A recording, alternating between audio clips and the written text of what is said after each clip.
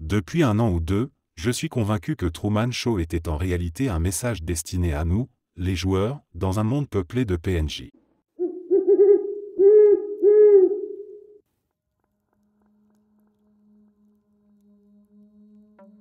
Depuis que je suis enfant, j'ai cette impression étrange que ma vie n'est pas réelle.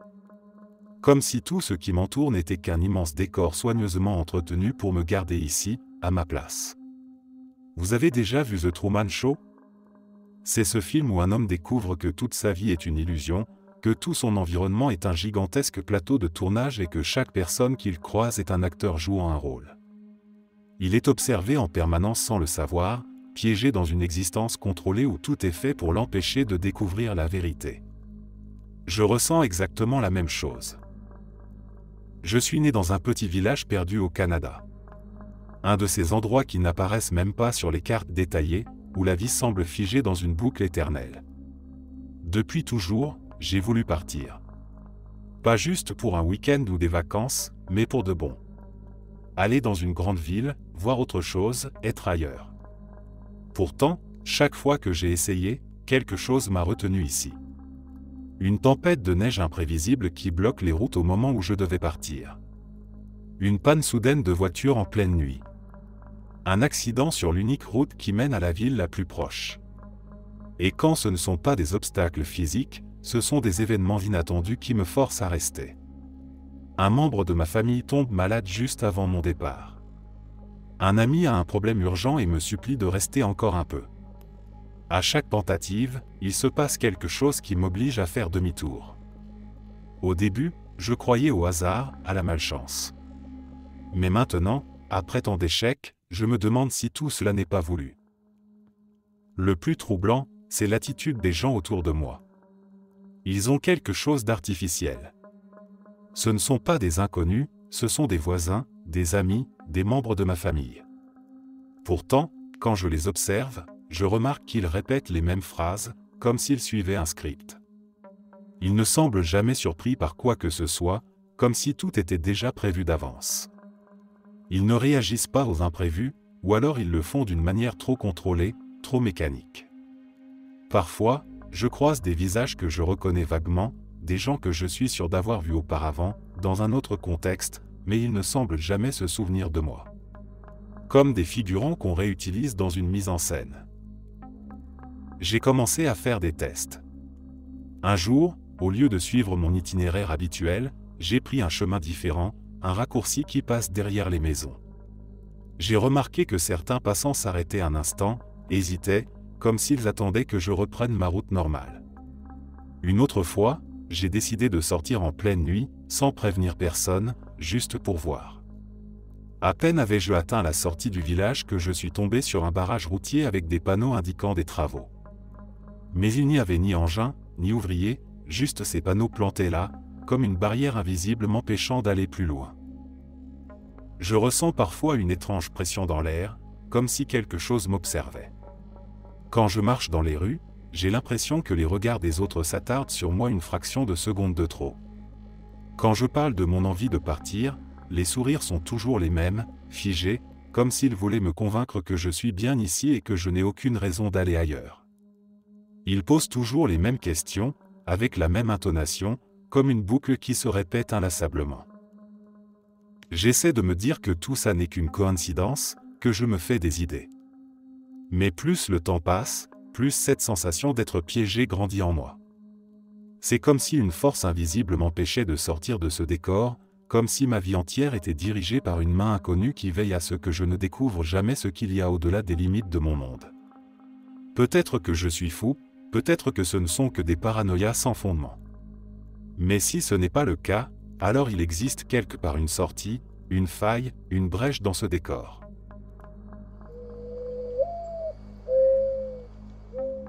Je commence à me demander si quelqu'un d'autre vit vraiment dans mon immeuble. J'ai emménagé dans ce studio il y a environ 5 mois. Il fait partie d'un complexe de 4 bâtiments, chacun comprenant entre 4 et 8 appartements, selon la taille. Au début, rien ne me paraissait étrange. Je voyais des résidents dans la journée, rentrant ou partant pour le travail, faisant des courses, parfois allant jeter leurs poubelles. Bref, rien d'inhabituel. Mais récemment, j'ai eu une révélation troublante. Avant, je rentrais tard du travail, généralement vers 23h30. J'ai commencé à remarquer qu'aucune fenêtre n'était allumée. Je me suis dit que tout le monde devait simplement être couché. Puis, j'ai changé de boulot et j'ai commencé à rentrer beaucoup plus tôt, et c'est là que ça m'a frappé, personne n'allume jamais ses lumières. Je ne comprends pas. Je fais à manger, je sors les poubelles, et mes fenêtres sont les seules illuminées. J'ai l'impression d'être le seul à vivre ici la nuit. Pourtant, il y a bien des voitures sur le parking, donc en théorie, des gens devraient être là. Mais personne ne sort, personne ne fait de bruit.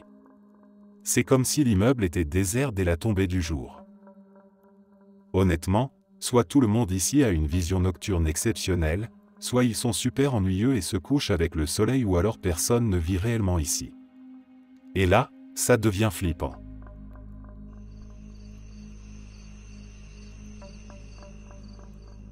Il y a quelques années, j'étais en train de skier sur la montagne Whistler avec ma famille. Je suis un skieur rapide, donc j'ai l'habitude de dévaler la piste et d'attendre mon père en bas, téléphone en main au cas où il aurait besoin de me joindre. Lors d'une descente, j'ai décidé de m'arrêter à mi-chemin pour attendre mon père. C'est alors que j'ai reçu un appel de sa part. Je décroche et il ne répond pas. À la place, j'entends ce qui ressemble à une communication radio, des voix brouillées, impossibles à comprendre. Mais il y a une phrase que j'ai saisie très clairement. « On l'a perdu ?» Attendez, il s'est arrêté près de l'arbre. Puis, la ligne s'est coupée brusquement. Et à ce moment-là, mon père est arrivé en skiant. Non seulement il n'était pas en train de m'appeler, mais son téléphone était complètement déchargé. J'en ai immédiatement parlé à ma famille, et j'avais même la preuve de l'appel enregistré dans mon historique. Mais ce qui m'a vraiment glacé le sang, c'est ce que mon petit frère m'a raconté. Il se souvenait aussi de l'événement. Selon lui, je n'avais pas reçu cet appel sur la piste, mais en bas de la montagne, alors qu'il était en train de déjeuner. Et le lendemain matin, il est venu me voir, bouleversé, en me racontant un cauchemar terrifiant. Il avait rêvé que des hommes en costume étaient debout autour de son lit, lui disant d'oublier ce qu'il avait vu et qu'il ne devait jamais connaître la vérité. Il aurait pu vouloir me faire peur, mais il semblait réellement troublé. Encore aujourd'hui, il est toujours fasciné par cette histoire quand je la mentionne.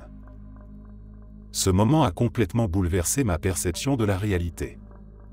Je me surprends encore à douter de ce qui est réel.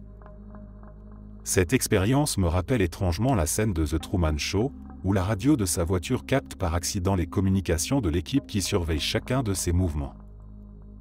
Et honnêtement, ça me terrifie. Parce que je n'aurais jamais dû entendre ce que j'ai entendu ce jour-là.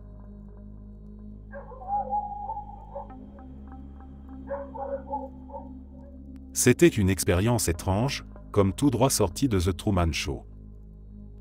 Il y a quelques jours, juste au coucher du soleil, je suis sorti de mon appartement pour fumer une cigarette. Mon immeuble fait partie d'un complexe en forme de fer à cheval, chaque bâtiment donnant sur un grand étang lac. Il n'y avait absolument personne dehors, tout était calme et paisible. J'étais sur le point de prendre une photo du ciel quand soudain, les lumières des porches au-dessus de chaque porte d'appartement ont commencé à s'allumer une par une des centaines de lumières, qui ont lentement clignoté en s'allumant sur 1 minute environ. Et c'est là que d'un coup, une quinzaine de personnes sont apparues de nulle part et ont traversé en même temps les chemins piétons devant moi. De ce que je me souviens, il y avait un jeune couple, l'homme portant une guitare, 2 filles promenant 2 chiens, quelques femmes avec un petit garçon d'environ 3 ans, un autre couple avec un chien, un gars seul avec son chien, d'autres promeneurs, des couples, tout le monde avait l'air incroyablement joyeux. Et ce qui m'a frappé, c'est que les bribes de conversation que j'ai entendues semblaient trop parfaites. Comme si elles étaient scriptées. Trop fades, trop lisses. Toute cette scène a duré à peine quelques minutes. Ils ont tous traversé en même temps devant moi, puis, aussi rapidement qu'ils étaient apparus, ils ont disparu, certains ont tourné autour des bâtiments, d'autres ont longé le lac, d'autres sont entrés dans des cages d'escalier. À ce moment-là, mon copain est sorti de l'appartement, soi-disant pour prendre l'air, juste à temps pour voir les derniers d'entre eux disparaître. J'étais figé, complètement sous le choc, à me demander ce que je venais de voir. Pendant une fraction de seconde, j'ai vraiment cru que quelqu'un avait lancé une action quelque part. Comme si j'avais involontairement assisté à une scène orchestrée. C'était tellement irréel que ça en devenait presque angoissant et je n'arrive toujours pas à me l'expliquer.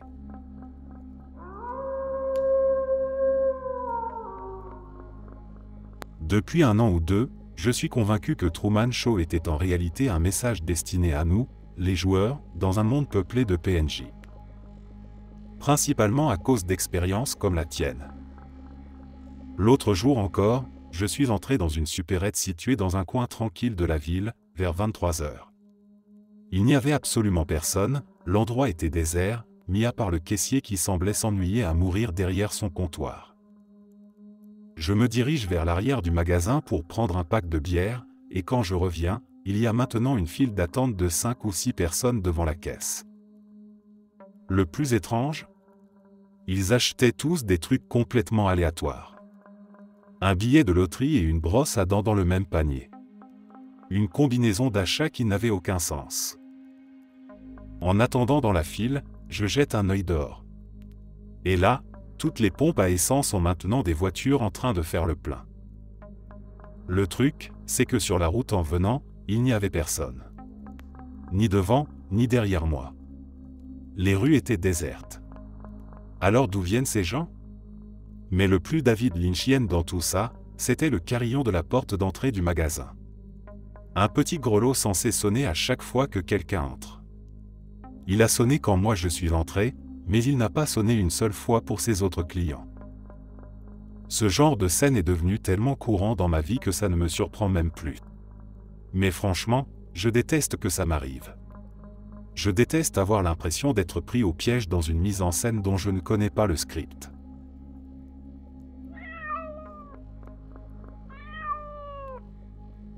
Je commence sérieusement à me demander si je ne suis pas le personnage principal d'une version bien réelle de Truman Show. Je suis quelqu'un de très méticuleux quand il s'agit de garder mon portefeuille sur moi. Avant de quitter un endroit, ou même juste une pièce, j'ai un réflexe, je vérifie toujours que j'ai mon téléphone, mes clés et mon portefeuille. Il y a quelques années, j'étais avec des amis à la fac en train de regarder un film. À un moment, alors que je prends une gorgée de bière, mon regard se pose sur la table basse devant moi. Mon portefeuille est posé là. C'est étrange, car je ne me souviens absolument pas l'avoir sorti. Intrigué, je le prends et l'ouvre pour vérifier son contenu. Tout est à sa place, mes cartes, mon argent, rien ne manque. Pourtant, quelque chose me semble anormal. Je ressens une légère pression dans la poche arrière gauche de mon pantalon, comme si quelque chose y était encore. Par curiosité, je repose le portefeuille sur la table et glisse la main dans ma poche pour en sortir ce qui s'y trouve. Ce que je découvre me laisse sans voix, mon portefeuille. Le même modèle, les mêmes cartes, la même somme d'argent. Une copie parfaite de celui qui est posé sur la table. Interloqué, je me tourne vers mes amis et leur demande s'ils voient la même chose que moi. Je leur montre les 2 portefeuilles et leur demande comment c'est possible. Leur réaction me trouble encore plus, ils me lancent un regard inquiet, échangent un bref regard entre eux, puis retournent simplement à leur film, comme si de rien n'était. Je me lève pour attirer leur attention et répète ma question. Mais cette fois, ils semblent sincèrement perdus et me demandent de quoi je parle. Je baisse les yeux vers la table et le 2e portefeuille a disparu. Il ne reste que celui que je tiens dans mes mains. Je suis certain de ce que j'ai vu. Je me rappelle parfaitement avoir vérifié les 2 portefeuilles séparément, avoir constaté que tout était identique. Et pourtant, il ne reste plus qu'un seul exemplaire. Jusqu'à récemment, j'avais fini par oublier cette histoire. Mais en tombant sur ce forum, ce souvenir m'est revenu, et je ne peux pas m'empêcher de me demander si ce n'était pas une erreur dans le scénario, une anomalie que je n'étais pas censé remarquer.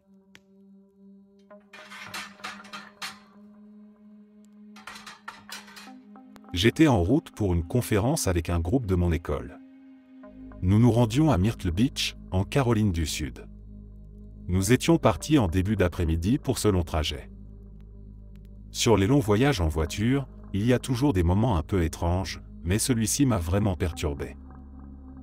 Nous venions tout juste de passer la frontière de la Caroline du Sud et roulions sur des routes secondaires, suivant les indications de Waze. Il était environ 18h30, un mardi. Le soleil commençait à se coucher. Cela faisait un moment que nous empruntions ces petites routes. À part quelques voitures et de rares maisons, nous n'avions pas croisé grand-chose. Jusqu'à ce que nous arrivions dans cette ville. Dès notre entrée, une sensation étrange nous a envahis, comme si quelque chose clochait. Cette impression s'est confirmée lorsque nous avons commencé à rouler lentement sur la rue principale, à 40 km/h. Il nous a fallu quelques instants pour comprendre ce qui nous mettait si mal à l'aise. Il n'y avait absolument personne dans cette ville. Les lumières des magasins et des restaurants étaient allumées, mais aucun client, aucun employé en vue. Aucune voiture sur la route, aucun véhicule garé sur un parking, personne promenant son chien, aucun enfant à vélo, rien. Pendant 5 longues minutes, en traversant cette ville, c'était comme si le monde entier s'était arrêté ou avait disparu. Je n'ai jamais été intéressé par le paranormal ou les théories du complot. En fait, je suis arrivé ici complètement par hasard en naviguant sur Internet, parce que de plus en plus de choses, pas à grande échelle comme les fameux effets Mandela, ne faisaient plus de sens pour moi. Au début, c'était des petits détails. Par exemple, quelqu'un dans notre petite ville que moi, ma famille et mes amis étions persuadés d'être morts, et qui en réalité était bel et bien vivant.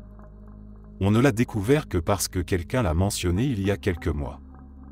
Ou encore, une œuvre commémorative dédiée à mon grand-père décédé, qui affichait une date de naissance erronée.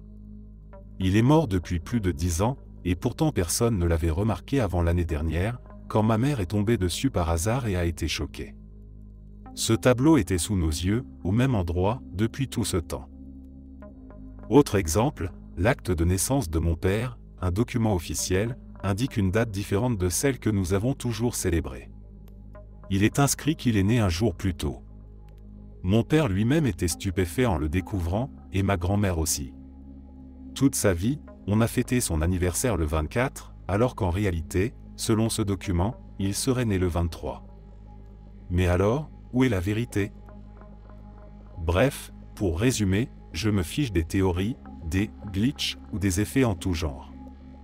Tout ce que je sais, c'est que j'ai l'impression que ma vie entière est mise en scène.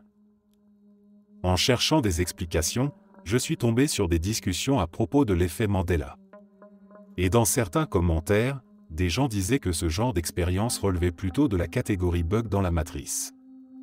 Ironiquement, je n'avais jamais vu le film auparavant. Je savais juste que c'était un film culte, sans plus. Par curiosité, je l'ai donc regardé histoire de voir de quoi il retournait. J'ai compris l'idée générale, mais surtout, j'ai découvert que l'un des éléments les plus emblématiques du film était cette espèce de pluie de code vert. Jusque-là, ça ne m'avait jamais parlé. Je ne suis pas du tout branché science-fiction, donc cette image m'était totalement inconnue. Avançons de quelques semaines après ce visionnage. Entre-temps, j'ai changé de boulot parce que mon ancienne entreprise allait mal et devait licencier des employés. J'ai trouvé un travail littéralement à 2 minutes de chez moi, super pratique. Je bosse dans un restaurant, en cuisine. Tout se passe bien, rien d'anormal. Sauf que, le premier jour où je commence, je vois l'un des chefs se rendre sur un ordinateur portable dans un coin du restaurant pour passer des commandes. Et là, je remarque son économiseur d'écran, une pluie de code vert, exactement comme dans la matrice. Je sais bien que c'est un fond d'écran populaire chez les amateurs du film. Mais personnellement, je ne l'avais jamais vu de ma vie avant de regarder le film 2 semaines plus tôt. La coïncidence était troublante. Encore plus étrange, un mois après mon arrivée, mon patron me dit qu'il a embauché une nouvelle serveuse, et qu'elle était avec moi à l'école primaire quand on était gosse. Jusque-là, rien d'étonnant, on est dans une petite ville, les rencontres de ce type arrivent. Mais voici où ça devient bizarre, cette fille, qui a vécu et travaillé dans une autre ville pendant 15 ans, était en fait ma meilleure amie quand on avait 10 ans.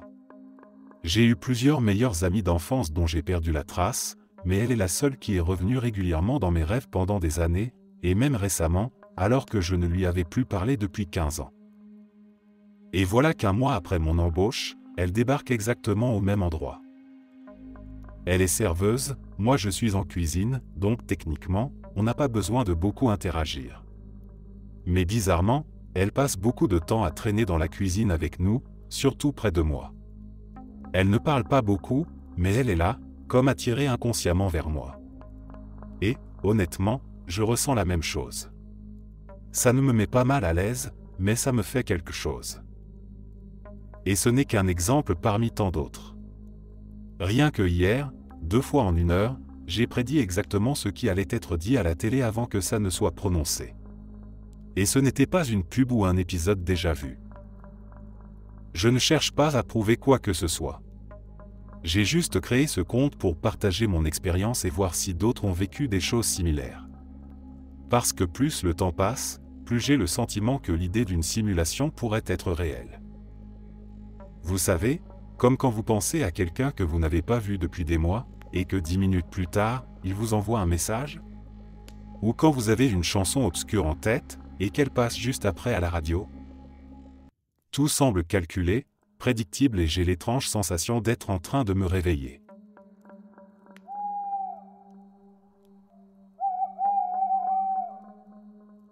J'imagine que si The Truman Show était modernisé, il utiliserait une technologie digne de Black Mirror, non?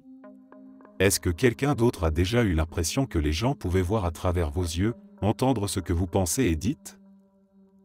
Un jour au travail, j'ai eu l'impression que le monde entier voulait ma mort.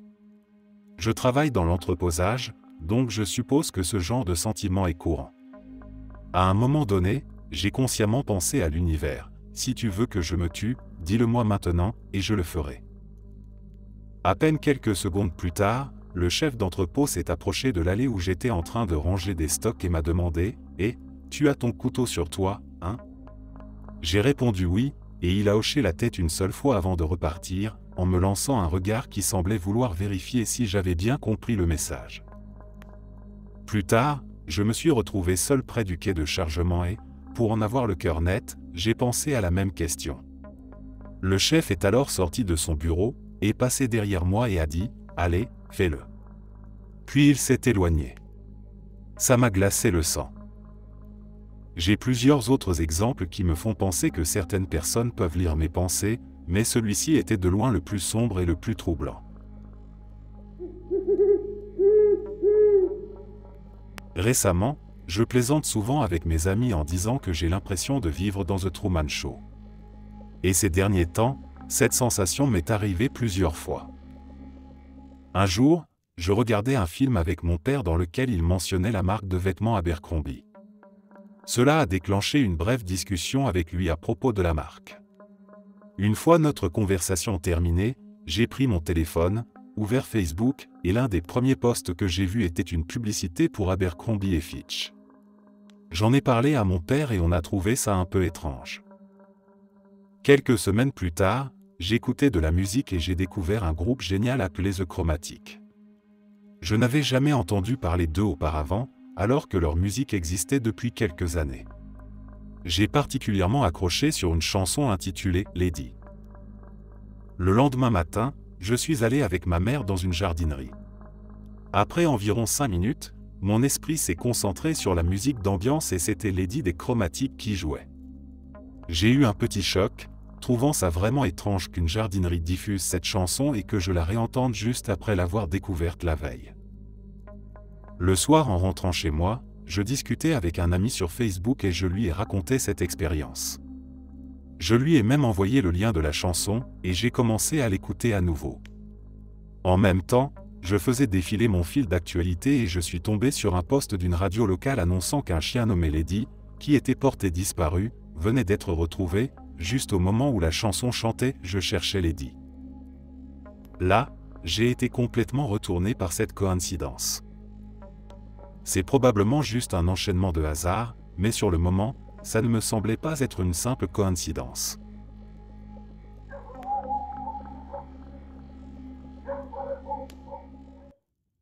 Mon frère et moi sommes de grands passionnés de golf, et un jour, nous avons fait une excursion d'une journée sur un parcours situé à environ 45 minutes de route, dans une autre ville. Sur le chemin du retour, nous avons traversé une petite ville située à 5 minutes de la nôtre, où un nouveau parcours de golf devait ouvrir la saison précédente, mais son inauguration avait été repoussée d'1 an pour laisser le temps au gazon de bien s'enraciner. J'ai alors suggéré, allons jeter un coup d'œil au nouveau parcours pour voir à quoi il ressemble. Nous avons donc pris une route inconnue à travers un nouveau quartier résidentiel aux allées en forme de croissant, comme on les appelle chez nous, pour atteindre le terrain de golf. Tout en discutant et en naviguant sur cet itinéraire inconnu, nous avons emprunté une rue en forme de boucle qui semblait être une impasse. Là, nous avons vu un vieil homme descendre son allée pour déverrouiller sa voiture, probablement pour partir, une femme en train de faire son jogging sur la gauche, et un peu plus loin, un père et son fils à vélo qui nous ont coupé la route avant d'emprunter un sentier menant à un parc. Toujours en pleine conversation et cherchant notre chemin, je me suis distraitement engagé dans la même rue que nous venions tout juste de traverser, tournant en rond sans m'en rendre compte. Et là, stupeur, nous avons revu exactement la même scène, comme si le temps avait recommencé. Le vieil homme descendait à nouveau son allée pour déverrouiller sa voiture, exactement comme avant. La femme faisait son jogging au même endroit, avait-elle fait une pause pour lasser ses chaussures? Et le plus troublant, c'est que le père et son fils nous ont de nouveau coupé la route pour emprunter le même sentier, comme s'il n'était jamais passé la première fois. J'ai lancé à mon frère sur un ton léger, un bug dans le système. Mais lui, il était complètement abasourdi par la scène. J'ai déjà vécu plusieurs bizarreries de ce genre, mais pour lui, c'était une première, et ça l'a totalement bluffé. On en rigole encore aujourd'hui, et je trouve ça amusant à partager. Je suis juste content qu'il ait été là pour voir ça aussi au moins, je sais que je ne perds pas complètement la tête.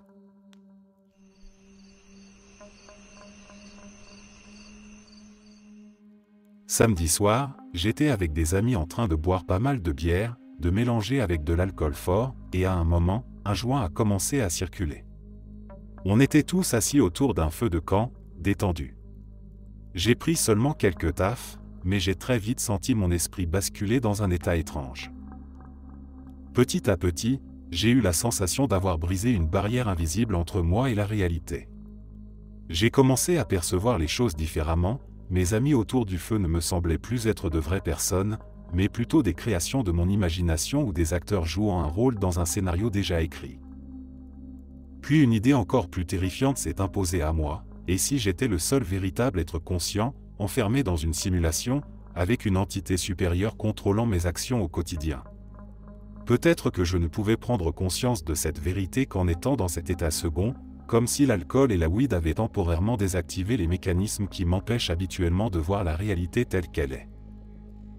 Les minutes ont passé, on était toujours là, assis autour du feu, et j'entendais mes amis discuter. Soudain, une idée m'a traversé l'esprit, si j'ai vraiment le contrôle ici, alors je peux faire en sorte que tout le monde arrête de parler en même temps, juste en le décidant. J'ai formulé cette pensée dans ma tête. Et immédiatement, ils se sont tous tus. Tous, d'un seul coup. J'ai senti une vague de panique monter en moi. C'était comme si, en franchissant cette barrière mentale, j'avais pris le contrôle d'un monde dont je ne devais pas être conscient. Comme si mon existence même était une sorte d'illusion et que, maintenant que j'avais compris, tout pouvait changer. À ce moment-là, j'ai eu une pensée encore plus vertigineuse, et si j'existais depuis des milliers d'années, enfermé dans une boucle infinie? Et si ma vie se réinitialisait à chaque mort, sans que je puisse jamais en prendre pleinement conscience? Un système contrôlé par quelque chose de plus grand, une sorte d'intelligence supérieure qui m'empêche de voir la vérité tant que je suis sobre et dans mon quotidien habituel. La peur est devenue insoutenable. Je me suis levé et j'ai commencé à marcher, puis tout s'est emballé. Mon corps ne suivait plus, j'ai fini par vomir, et dans cet instant de panique, j'ai souhaité revoir ma femme. Je l'aime tellement, et à ce moment précis, j'ai eu cette certitude, si tout cela était faux, elle était la seule chose réelle. Peut-être que maintenant que j'avais découvert la vérité, tout allait s'effondrer autour de moi. Puis plus rien. J'ai perdu connaissance. Le lendemain, tout semblait normal, comme si rien de tout cela n'avait existé. Mais je ne peux pas oublier ce que j'ai ressenti. Je sais que ce n'était pas juste un simple trip dû à l'alcool et à la weed. J'ai touché quelque chose. Et ça me terrifie toujours autant aujourd'hui.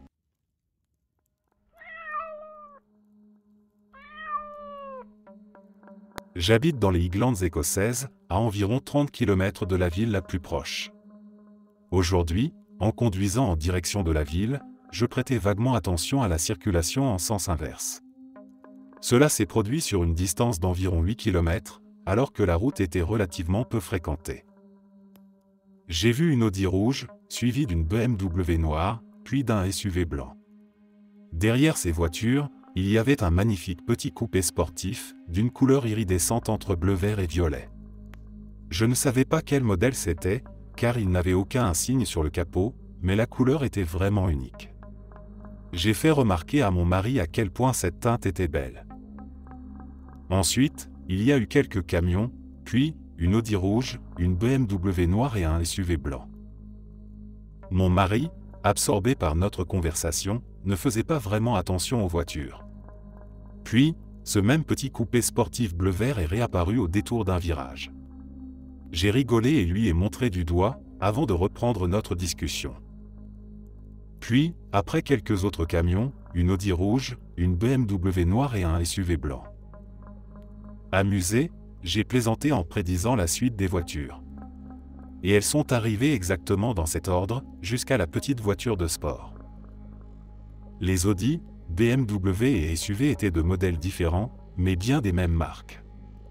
Les camions étaient des poids lourds classiques, rien de spécial. En revanche, tous les petits coupés sportifs étaient parfaitement identiques. Il est déjà rare de voir des voitures de sport par ici, surtout après une semaine entière de pluie. Mais une voiture de cette couleur, je n'en avais jamais vu une seule avant aujourd'hui. Un silence s'est installé entre nous. Puis un tracteur est arrivé avec une file de voitures derrière lui, toutes différentes. Comme si tout était soudainement revenu à la normale. Quand je suis arrivé à destination, j'ai cherché sur Google s'il y avait un rassemblement de voitures anciennes ou de sport dans le coin, mais ces événements ne commencent que le mois prochain.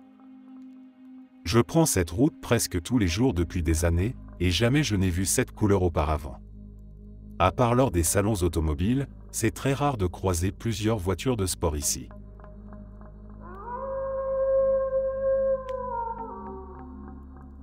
J'étais dans ma chambre et je venais juste de me réveiller, donc j'étais totalement sobre et parfaitement conscient de tout ce qui se passait.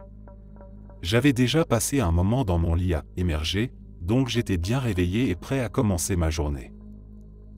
Je me lève pour aller me préparer et, d'un coup, j'entends une voix féminine dire « Pourquoi sommes-nous ici ?» C'était fort, très clair, et puis plus rien.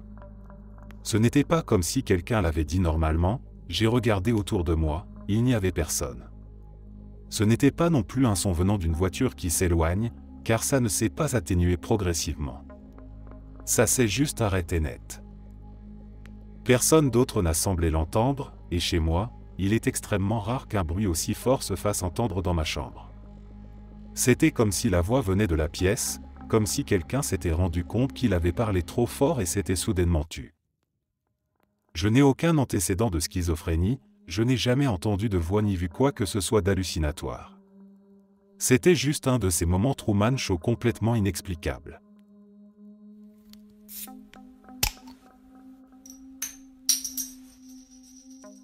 J'ai trouvé la première caméra par accident. Un matin comme un autre, je faisais le ménage dans mon salon. En passant un chiffon derrière la bibliothèque, mon doigt a buté contre quelque chose de dur, un petit objet métallique bien dissimulé entre deux livres. Curieux, j'ai reculé la rangée pour voir ce que c'était. Ce n'était pas un clou ni un morceau de plastique oublié, c'était une lentille noire, à peine plus grosse qu'un grain de café. Une caméra miniature. Sur le moment, j'ai figé. Mon cœur battait plus vite. Qui avait mis ça ici? Depuis quand était-elle là? J'ai pris mon téléphone pour la prendre en photo, puis j'ai commencé à explorer mon appartement. C'est là que l'angoisse s'est installée. J'en ai trouvé une autre sous l'abat-jour du salon. Une troisième au coin du plafond, masquée par un détecteur de fumée. Il y en avait une sous mon bureau, pointée directement vers mon clavier. Et puis, le pire, une cachée sous le miroir de la salle de bain. Mes jambes se sont mises à trembler. Ce n'était pas un hasard. Quelqu'un m'observait. Mais qui ? J'ai essayé de me convaincre qu'il y avait une explication rationnelle. Peut-être que l'ancien locataire avait un système de surveillance et qu'il avait oublié de le désactiver ? Peut-être que c'était un dispositif installé par mon propriétaire ? Mais alors, pourquoi ne m'en avait-il jamais parlé ? Et surtout, pourquoi y en avait-il autant ? Je me suis assis sur mon lit, la tête entre les mains. J'ai essayé de me rappeler si j'avais remarqué quelque chose d'étrange ces dernières semaines. Était-ce normal que mes voisins me saluent toujours avec le même sourire mécanique ? Que le barista du café du coin connaisse systématiquement ma commande, même les jours où je décidais de changer. Que chaque conversation que j'avais semble contrôlée, comme si les gens savaient exactement quoi répondre. Ce soir-là, j'ai à peine dormi. J'ai retourné mon appartement de fond en comble, cherchant d'autres caméras, essayant de comprendre. J'ai pensé appeler la police, mais qu'est-ce que je leur aurais dit ? Bonjour, je pense qu'on m'espionne, j'ai trouvé des caméras chez moi. J'imaginais déjà leur réponse. Un soupir, un ton condescendant. Ils allaient me dire que c'était sûrement une erreur, ou pire, que j'étais paranoïaque. Alors j'ai décidé d'agir seul. Le lendemain, j'ai commencé à observer mon environnement avec plus d'attention. Les passants dans la rue semblaient trop synchronisés. Quand je changeais soudainement de trottoir, certaines personnes s'arrêtaient net, comme si elles avaient perdu leur repère. Au travail, mes collègues semblaient me surveiller du coin de l'œil. Quand je feignais d'écrire un email et que je levais brusquement la tête, je surprenais des regards qui se détournaient trop vite. Je ne sais pas ce qu'il se passe, mais j'ai l'impression d'être dans un film. Je vais aller quelques jours chez ma mère dans la campagne en espérant que ce ne soit que des coïncidences ou une de mes ex qui essaie de se venger.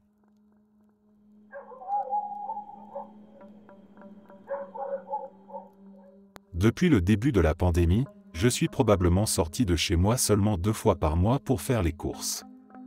Mais je vais souvent dehors, sur la pelouse devant la maison, pour fumer, environ 2 fois par jour. En semaine, c'est généralement à la même heure, mais le week-end, c'est à des moments totalement aléatoires. Et pourtant, chaque fois que je suis dehors, je vois toujours les mêmes 3 voisins sortir de chez eux. D'abord celui avec son chien, puis le couple d'accent grave côté. Peu importe l'heure, 3 heures du matin, 15 heures, 18 heures, 11 heures. À chaque fois, ils apparaissent dans cet ordre précis. Je sais que ce n'est pas grand-chose, mais franchement, ça commence à ressembler à un programme bien rodé, comme si, dès que je sors, le système charge leur sortie aussi.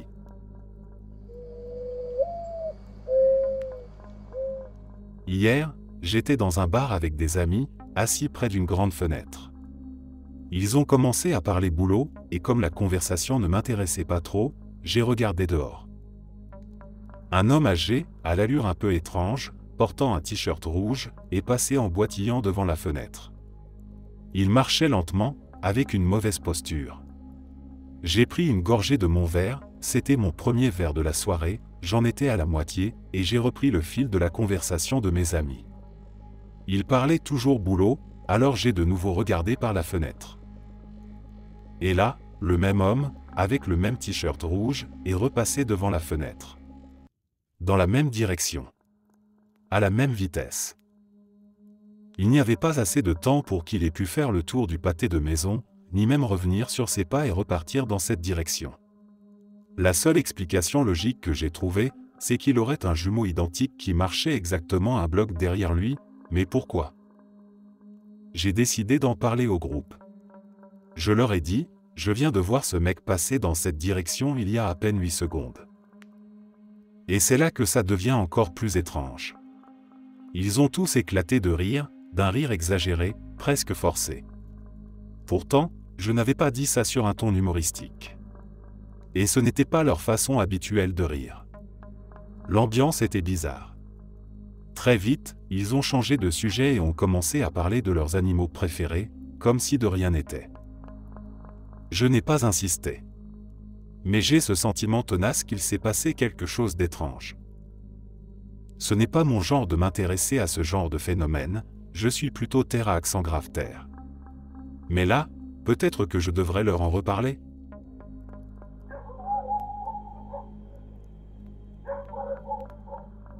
Cela s'est passé il y a quelques années, mais mon mari et moi en parlons encore aujourd'hui. Si je n'avais pas été avec lui, j'aurais juré que c'était un rêve. Un samedi après-midi magnifique, nous nous promenions et avons décidé de nous arrêter prendre un verre à l'hôtel L'Eau pour profiter de la vue sur l'océan. Nous nous sommes dirigés vers l'hôtel sans rien remarquer de particulier jusqu'à ce que nous entrions. Une fois à l'intérieur, nous avons constaté que l'hôtel était totalement vide. Personne. Aucun employé à la réception, aucun client dans le hall, absolument âme qui vive. Pourtant, l'endroit semblait comme si des gens venaient tout juste d'y être. Il y avait des papiers sur les comptoirs, des tasses sur les tables, tout était en place, mais sans aucune présence humaine. Intrigués, nous avons traversé l'hôtel, sommes passés par le restaurant, avons jeté un œil à la piscine, toujours personne. Après environ 5 à 10 minutes à explorer cet endroit désert, l'ambiance devenait trop étrange, alors nous sommes repartis. Dès que nous avons mis un pied dehors, tout était parfaitement normal, des gens marchaient dans la rue, la circulation était fluide, comme si rien ne s'était passé. Nous n'avons jamais compris ce qui avait pu se passer pour que l'hôtel soit soudainement désert. Une évacuation? Peut-être, mais alors pourquoi personne ne se serait retrouvé devant l'hôtel? Cela ressemblait à une scène du Truman Show, comme si nous avions pris une direction non prévue par le script et que les acteurs n'étaient pas encore prêts. Si quelqu'un a une idée de ce qui aurait pu se passer, nous serions curieux de l'entendre. Quelques précisions, nous étions totalement sobres, nous n'avons même pas eu le temps de prendre notre verre.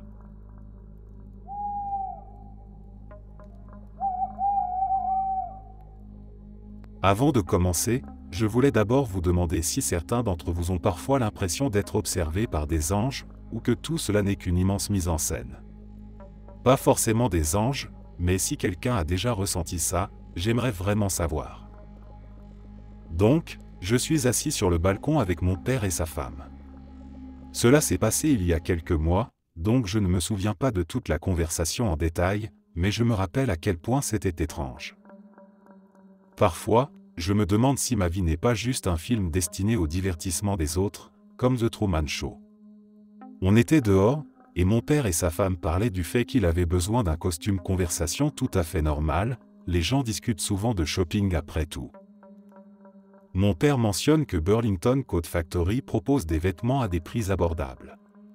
Sa femme acquiesce et répond quelque chose du genre « Oui, Burlington Coat Factory, c'est bien, pas cher, ils ont de grandes marques. » Elle a continué à en parler, mais je ne me souviens pas des détails exacts. Par contre, ce qui m'a marqué, c'est à quel point elle était spécifique dans ses propos, et surtout la façon dont elle parlait. C'était tellement bizarre, presque scénarisé. Et surtout, il n'arrêtait pas de répéter Burlington Coat Factory. Encore et encore. Je sais que j'ai une imagination très vive, mais sur le moment, ça m'a vraiment fait réfléchir. Qui sait? Cela s'est passé il y a quelques années, mais mon mari et moi en parlons encore. S'il n'avait pas été là, j'aurais juré que c'était un rêve. C'était un magnifique samedi après-midi, et nous nous promenions tranquillement. À un moment, nous avons décidé de nous arrêter au Loess Hotel pour prendre un verre et profiter de la vue sur l'océan. Nous nous sommes dirigés vers l'hôtel sans rien remarquer d'étrange, jusqu'à ce que nous entrions à l'intérieur. Dès que nous avons franchi les portes, l'hôtel entier était vide. Absolument personne. Aucun réceptionniste derrière le comptoir. Aucun client dans le hall. Personne. Et pourtant, l'endroit n'avait pas l'air abandonné. Il y avait une drôle d'ambiance, comme si les gens venaient de partir à l'instant. Des papiers traînaient sur les comptoirs, des tasses de café étaient posées sur les tables. Tout semblait figé en plein mouvement, mais sans aucun humain. Nous avons traversé l'entrée, la réception, puis le restaurant. Toujours personne. Nous avons continué jusqu'à la piscine, toujours vide. Nous sommes retournés dans le hall et avons encore attendu quelques minutes. Pas un bruit, pas une présence. Au bout de 5 à 10 minutes, l'ambiance était devenue trop bizarre, alors nous sommes partis. Et là, dès que nous sommes sortis sur la rue, tout était normal. Des passants, des voitures, du bruit, la vie habituelle. Comme si nous venions de sortir d'une bulle hors du temps. Aucune idée de ce qui a bien pu se passer, c'était comme une scène de The Truman Show, où l'on sort du script et où les figurants ne sont pas encore en place.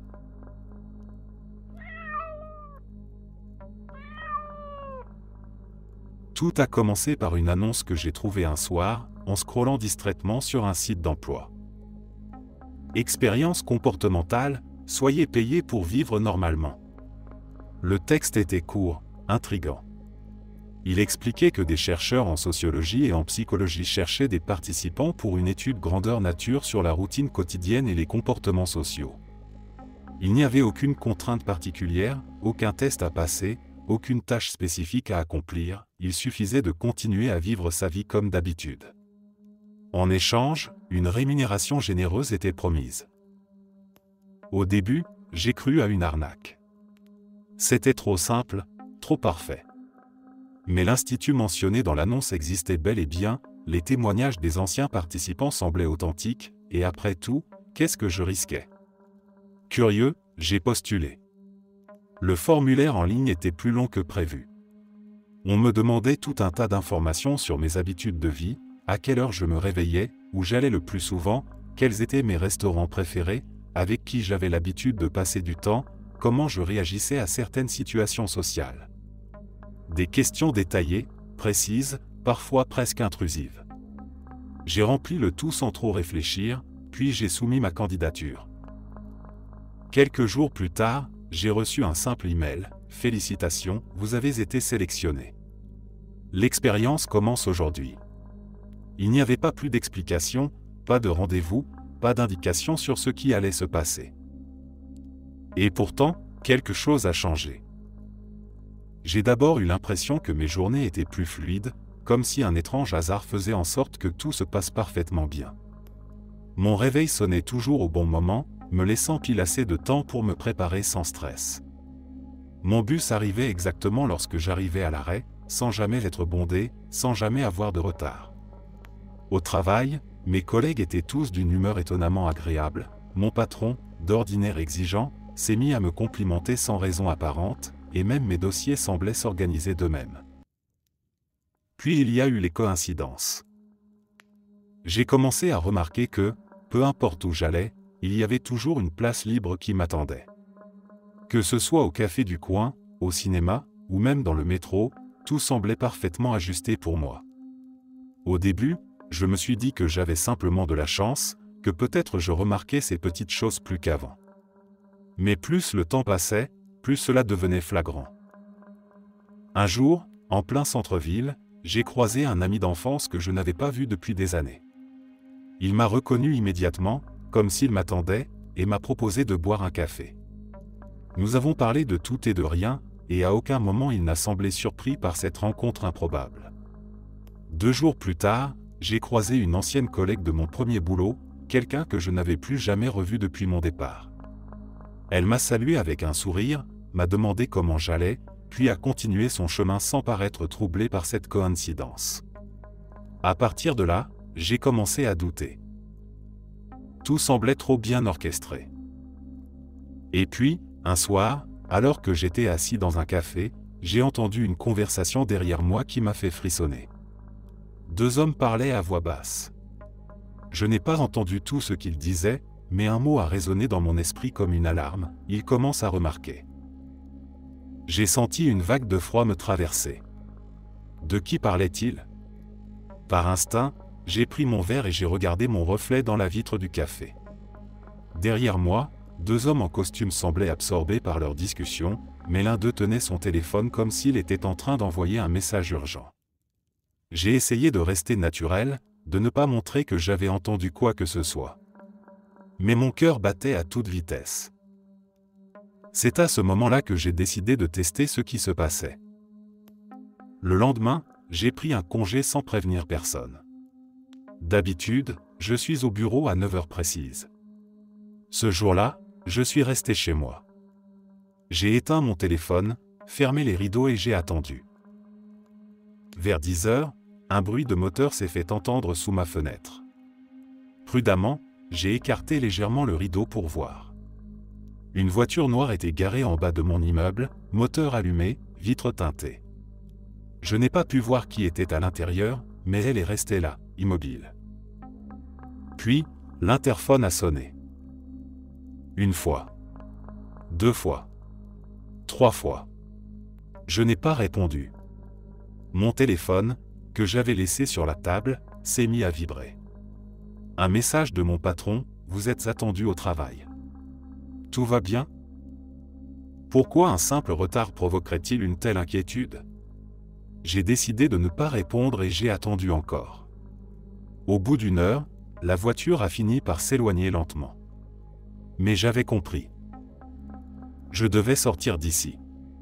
J'ai pris mon sac, mis une veste et, au lieu de prendre la porte principale, je suis sorti discrètement par la porte de service de l'immeuble. Je me suis fondu dans la foule, marchant sans but précis, observant attentivement les gens autour de moi. C'est là que j'ai commencé à voir les visages récurrents. Un homme en costard, assis sur un banc, lisant un journal mais sans jamais tourner les pages. Une femme en manteau rouge, debout devant une vitrine, qui regardait son reflet mais qui, à plusieurs reprises, jetait des regards furtifs dans ma direction. Un adolescent avec des écouteurs, immobile près d'un passage piéton, qui semblait attendre quelque chose sans jamais traverser. J'ai accéléré le pas, changé de rue au dernier moment, pris un itinéraire aléatoire. Mais peu importe ce que je faisais, ces personnes réapparaissaient. On me suivait. Cette expérience sociale n'avait jamais été une simple étude comportementale. Quelque chose de bien plus grand était à l'œuvre. Mais le pire restait à venir. Quand je suis rentré chez moi ce soir-là, un nouvel email m'attendait. Vous approchez de la fin du programme. Ne tentez pas de sortir des limites. Il n'y avait aucune signature. Aucune explication. Et pour la première fois de ma vie, j'ai eu l'impression que je n'étais plus maître de mon propre quotidien. C'était une des pires expériences de ma vie, je ne veux plus jamais revivre ça.